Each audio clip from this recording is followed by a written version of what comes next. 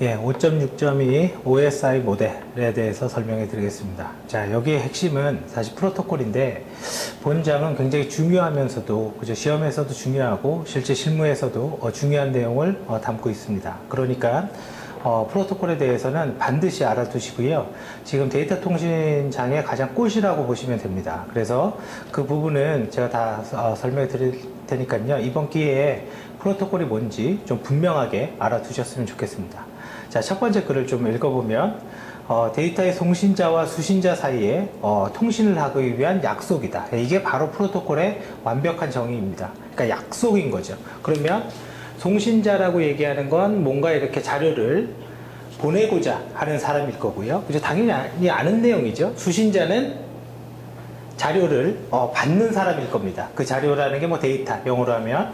근데 송신자는 자료를 보내고 수신자는 자료를 받는데 도대체 이 약속이라는 건 도대체 무엇을 해야 되냐라는 문제가 하나 생기는 거죠. 그래서 한번 생각을 해보세요. 내가 언제 보낼 거냐? 수신자 입장에서 도대체 데이터가 언제 들어오냐? 이런 거 알아야죠. 그죠? 그럼 언제 들어오냐? 그리고 들어오는 데이터가 어떻게 생겼냐? 그래, 동그라미로 들어오냐? 별로 들어오냐? 그러니까 그걸 우리는 뭐라고 그러냐면 포맷이라고 합니다. 그리고 만약에 보냈는데 그게 깨져 있거나, 그죠? 잘못되거나, 혹은 못 받았으면 어떻게 할 거냐? 그거를 우리는 어려운 말로는 에러 컨트롤이라고 합니다. 그래서 우리가 간단하게 송신자와 수신자 간에 어떤 약속을 해야 되는지 한번 그 생각을 해보면, 첫 번째는 포맷에 대한 약속을 해야 됩니다. 이제 포맷이라는 건 데이터의 구조라고 얘기할 수가 있는 거죠. 그래서 구조라는 건 뭐냐면 뭐 이런 거죠. 첫 번째 한 자리에 A가 들어오면 그거는 무슨 의미고요. 그 다음에 뭐 그 두 번째 자리에 뭐가 들어오면 무슨 의미고요. 이런 약속이 필요한 거잖아요. 그래서 딱 읽었는데 A가 들어왔다. 그러니까 A가 들어왔으니까 프로그램이 A의 뜻은 무엇이니까 나는 이렇게 돌아야지. 이런 것들을 결정을 해야 되겠죠. 그래서 당연히 포맷을 약속해야 됩니다. 자, 그리고 이 약속은 뭘 하는지 한번 또 생각을 해보면 언제 줄 거냐, 그리고 내가 하나 주고 네가 응답으로 나 하나 받았어 그러면 또 두 번째 줄 건지, 아니면 다다닥 주고 다다닥 받을 건지, 뭐 이런 약속이 필요하다는 말이에요. 그래서 우리가 그걸 가리켜서 어려운 말로 동기화 방법이라고 합니다. 그래서 주고 받고 할 건지, 쫙 주고 그냥 응답 받고 할 건지, 그죠? 그래서 동기화 방법을 약속을 해야 됩니다. 그리고 또 생각을 해보면 이 둘이 약속을 해야 될 거는 또 뭐가 필요하냐면요. 만약에 못 받았으면 어떻게 할 건데? 뭐 이런 게 있어야 돼요. 못 받았으면 재전송 해줄 거야, 말 거야? 혹은 깨졌는지 안 깨졌는지 내가 어떻게 확인할 거야? 뭐 이런 것들이 필요하겠죠. 그래서 그게 에러 제어 방법입니다. 에러 제어. 어떻게 에러를 제어할 거냐? 그래서 재전송은 어떻게 할 거고, 깨진 거를 어떻게 체크할 거고, 확인할 거고, 이런 것들을 우리는 에러 제어라고 합니다. 자, 그리고요, 이 약속은 또 뭐가 있는지 한번 생각을 해보세요. 보내는 놈은요, 자동차로 생각하면 됩니다. 데이터 통신의 프로토콜은 그냥 자동차 생각하면 100% 맞습니다.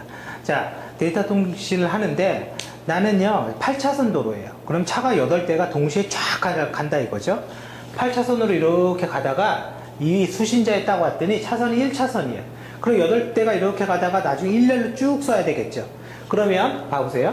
8대가 이렇게 가다가 이거 쭉 써요. 그럼 막히고 이렇게 꼬리를 물게 하겠죠. 그러면 이렇게 꼬리 물기를 하다 보면 결과적으로 어떤 일이 일어나냐면 이 차선이 다 막혀서 아무도 못 가는 현상이 일어나겠죠. 이 말은 송신자가 아무리 빨리 보낼 수 있다 하더라도 의도적으로 수신자가 받지 못하는데 뭐 빨리 보내봤자 결과적으로 아무런 의미가 없다라는 겁니다. 그래서 수신자가 받지 못하는 상태, 혹은 수신자가 뭔가 바빠, 이런 상태들을 알아서 때로는 빨리 보내줬다가 때로는 천천히 보내줬다가 이런 속도를 좀 조절을 해야 될 겁니다. 자동차처럼요. 그래서 우리가 그 약속에는요, 흐름 제어라는 게 있습니다. 그래서 이런 것들을 약속하는 거예요. 그러면 이제 하나하나 좀 알아보죠. 자, 프로토콜의 박스를 보면요, 통신망에서 통신을 원하는 양측 시스템에서 데이터를 주고받기 위해 미리 약속된 운영상의 통신 규약이다. 뭐 어려운 말로 썼습니다. 결과적으로 약속이다, 그 소리입니다. 자, 밑에 도표 프로토콜의 구성을 보면요, 자, 이 구성은 이러한 것들을요, 크게 말하는 거예요. 크게. 아주 크게. 큰 단어들을 써서. 자, 그래서 구문, 신텍스를 해야 됩니다. 그래서 데이터 형식, 신호 레벨, 부호화. 자, 다 잊어버립시오. 데이터 형식. 포맷을 해야 되는구나. 이 약속은. 그 다음에 의미. 포맷을 했어요. 포맷을 했는데 이게 무슨 뜻이야? 그게 의미인 거죠. 그 다음에 에러가 났을 때 에러를 어떻게 체크할 건지. 그죠? 그런 것도 의미인 거고. 자, 그래서 의미는 말 그대로 내가 보낸 데이터가 무슨 뜻이야. 그런 의미도 갖고 있고, 그 다음에 에러가 났을 때 어떻게 처리할 건지. 이런 의미도 가지고 있습니다. 그 다음에 순서. 동기화 방법. 한 번 보내고 받고, 한 번 보내고 받고. 이렇게 할 거야? 아니면 따다닥 보낼 거야? 이런 거를 가르쳐 줘야 된다 이거죠. 둘이 약속한 대로 보내야지만 데이터를 안정적으로 받을 수 있고 그 뜻이 무엇인지 알 수 있다라는 거죠. 그래서 프로토콜의 기본 구성 요소, 구성이라고 얘기하면 구문과 의미와 순서, 큰 주제로 이렇게 얘기하고, 세부적으로 말하면 이런 단어로도 표현할 수가 있습니다. 그래서 간단하게 그냥 앞에 약자만 써서 뭐 의미를 기억할 수도 있고요. 기억할 수도 있습니다. 자, 그 다음 넘어가 보죠. 다음 페이지입니다. 이런 프로토콜 중에서 가장 대표적인 프로토콜이 있습니다. 그래서 OSI 7계층이 있고, 그 다음에 TCP/IP 4계층, 이렇게 두 개가 사실은 가장 대표적인 건데요.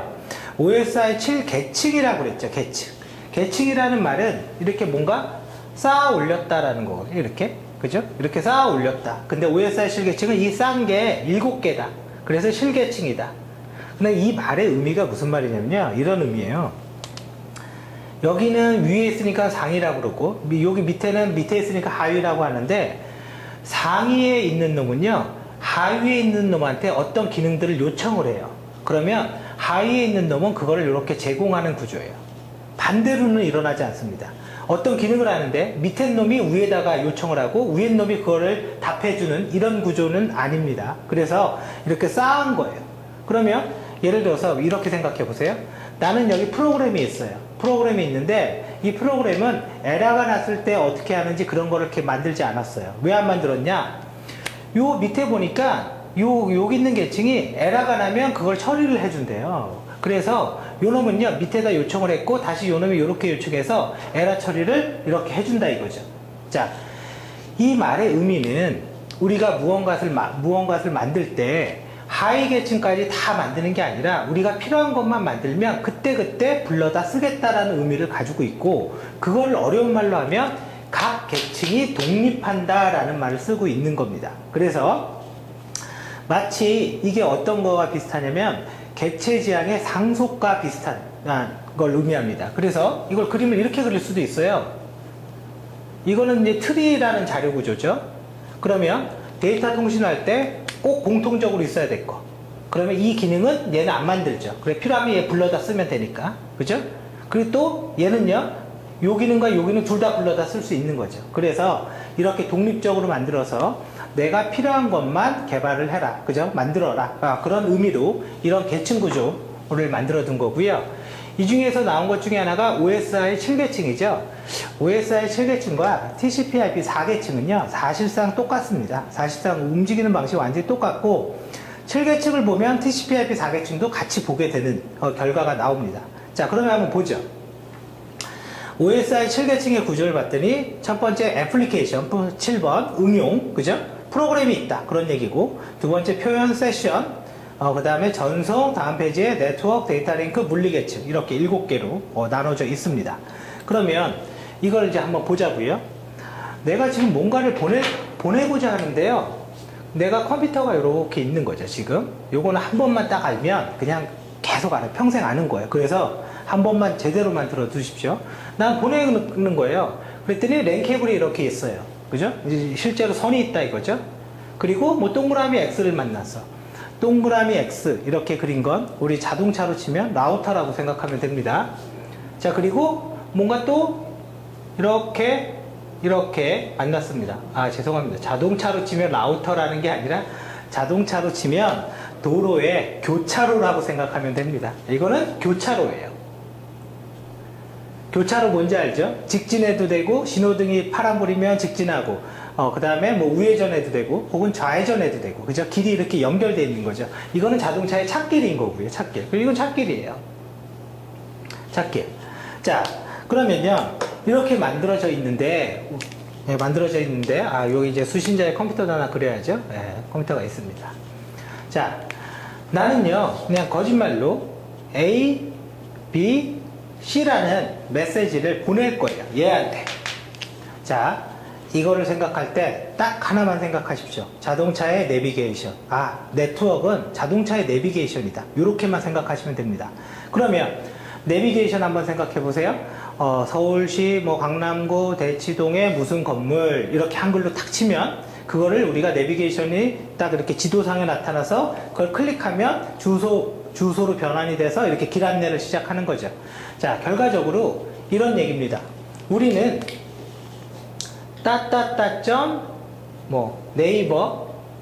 네이버.com 이렇게 쳤다라는 건 이거는 영어로 돼 있잖아요. 이 영어로 돼 있다는 말의 의미는 사람들이 이해하기 쉬운 언어로 되어 있다. 자연어로 되어 있다. 혹은 하이 레벨 랭귀지다. 이런 의미도 갖고 있는 거예요.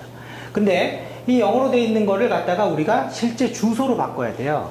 그래서 우리는 IP 어드레스라는 게 필요한 거죠. IP 어드레스가 어디까지 가야 되냐, 그죠? 그 목적지의 주소를 이렇게 알고 있어야 되죠. 그래서 이 이름을, 영문의 이름을 숫자, 이 IP 어드레스는 숫자죠. 숫자로 바꾸는 걸 우리는 DNS라고 합니다. 도메인 네임 서버라고 해서 걔는 DNS의 역할입니다. 자, 아무튼 뭐 지금 DNS가 중요한 건 아닙니다. 결과적으로 집 주소를 알아야 돼요. 여길 가려면. 그리고요, 우리는 여길 가려면 집 주소는 알았어요. 이미. 그죠? 알았습니다. 또 우리가 뭐가 필요하냐면요, 그림상에는 컴퓨터로 보이지만 우리가 이렇게 생각을 해보십시오. 우리의 목적지가 잠실에 있는 올림픽 공원입니다. 올림픽 공원에는요, 입구가 뭐 A 게이트, B 게이트, G 게이트 이렇게 입구가 여러 개가 있습니다. 목적지의 주소는 똑같지만 들어가는 문이 여러 개인 거죠. 컴퓨터에서 이렇게 들어가는 문, 그 안에 통신을 위해서 들어가는 문을 갖다가 우리는 뭐라고 그러냐면 포트 번호라고 합니다. 포트 넘버. 그죠? 그러니까 우리가 데이터 통신이라는 걸 하려고 한다면 내비게이션처럼 집 주소, 목적지 주소, IP 주소, 그 다음에 출입문, 포트 번호, 이건 알아야지 뭐 얘기가 되는 거예요. 그죠? 할 수 있게 되는 겁니다. 자, 그러면요, 우리가 알았다고 쳐보죠. 이제 알았습니다. 그럼 뭐 목적지 주소가 210.1.1.1이고 포트 번호가 5000번이야 이렇게 알았다고 쳐보자고요. 자, 그러면 이제 나는 알았으니까 A라는 값을 보낼 겁니다. 근데 실제 찾길이 하나밖에 없는 거죠. 그래서 여기 A가 이렇게 도착을 했습니다. A가. 근데 우리는 교차로를 하나 만났어요. 이 교차로는 뭐냐면 한번 생각을 해보세요. 이쪽은 시속 80km로 달릴 수 있는 간선도로이고요. 이쪽은 시속 100km로 달릴 수 있는 고속도로예요. 이쪽은 시속 60km로 달릴 수 있는 시내길, 그러니까 시내에 있는 길 있죠, 일반길, 그냥 서울시 내의 길, 그죠? 그런 도로입니다. 그렇다면요, 내비게이션은 어차피 이렇게 가도 여기에 도착하고 이렇게 돌아가도 여기에 도착하고, 그죠? 이렇게 가도 여기에 도착합니다. 그죠? 그죠? 뭐 길이 이렇게 있으니까 서울에서 부산을 갈 때 고속도로 타도 갈 수가 있고, 그죠? 시내길 타고도 갈 수가 있습니다. 그죠? 그래 결과적으로 목적지는 다 도착할 수가 있는데 어떻게 가는 게 가장 효율적이냐, 이런 문제가 있을 거예요. 우리가 부산까지 갈 때 기본적으로 시내길을 이어서 국도를 따라서 가지는 않을 겁니다. 고속도로를 타고 가죠. 자, 그래서요, 내가 보내는데요, A가 이렇게 보내기로 했어요. 그럼 여기 A가 이렇게 도착을 하겠죠. 그죠? 그러면 이 도착하는 거, 도착했다. 그럼 도착하면 그냥 도착하는 게 아니라 어디다 집어넣습니다. 차가 아파트에 도착하면 주차장에 세워두잖아요. 그 주차장이라는 건 제한된 공간 이상의 차는 세울 수가 없는 거죠. 그래서 이렇게 A를 갖다가 주차장에다가 세워놨습니다. 우리는 이런 주차장을 어려운 말로 뭐라고 얘기하냐면 버퍼라고 합니다. 버퍼. 임시적으로 저장할 수 있는 메모리 공간. 그죠? 버퍼. 자, 데이터 통신에서는 이 버퍼를 다른 말로도 씁니다. 이거를 버퍼를 윈도우라고도 합니다. 윈도우. 버퍼 윈도우. 그죠? 같은 말입니다. 데이터 통신에선.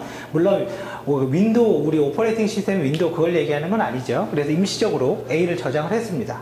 자, 근데 하나 보내고 그 다음에 출발을 하면 당연히 늦게 보내잖아요.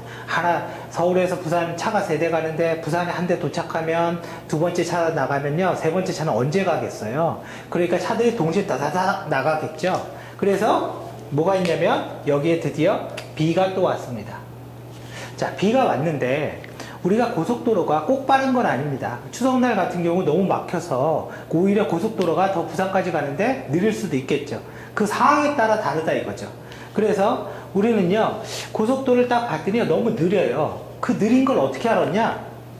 이놈이 여기서 출발하고 여기에서 이렇게까지 도착한 왕복의 시간을 계산해 본 거예요. 왕복의 시간은 데이터를 하나 보내보고 받아보면 되는 거죠. 그러면 내가 몇 시에 보냈는데 몇 시에 되돌아오는지, 그러면 왕복의 시간을 우리가 알 수 있겠죠. 자, 그래서 얘가 너무 막힌다라고 판단을 했어요. 그래서 B를 어디에 보냈냐면, 자, 이렇게 간선도로 시속 80으로 보냈습니다. 그래서 이제 B가 온 거죠. B가. 마찬가지로 C도 갔어요. 근데 C가 여기 왔는데 그때는 이 고속도로가 뻥 뚫렸어요. 그래서 이렇게 보냈습니다. 자, 이 말은 의미를 잘 알아두셔야 됩니다. 무슨 말이냐면 출발을 따다닥 했는데 도착하는 건 출발한 순서대로 도착하지 않을 수 있다라는 거예요. 나는 고속도로가 당연히 제일 빠르니까 고속도로를 타고 갔지만 실제로 고속도로에서 사고가 나서 국도를 타고 간 사람보다 더 늦게 도착할 수 있는 일이 일어날 수 있다라는 거예요. 그래서 한번 봐보세요. 그래서 C가 먼저 도착했고 B가 도착했어요. 뭔가 데이터가 뭔가 섞였죠, 지금. 그죠? 섞였어요. 보내고자 하는 사람이 보낸 데이터는 A, B, C 요대로 딱 들어가길 원하는데 값들이 뭔가 이렇게 섞였습니다. 그래서 이거를 A, B, C로 만들려면 우리가 이런 게 필요한 거예요. 자, 보내는 놈이 A만 보내는 게 아니라 A 너 1번, B 너 2번, C 너 3번 이렇게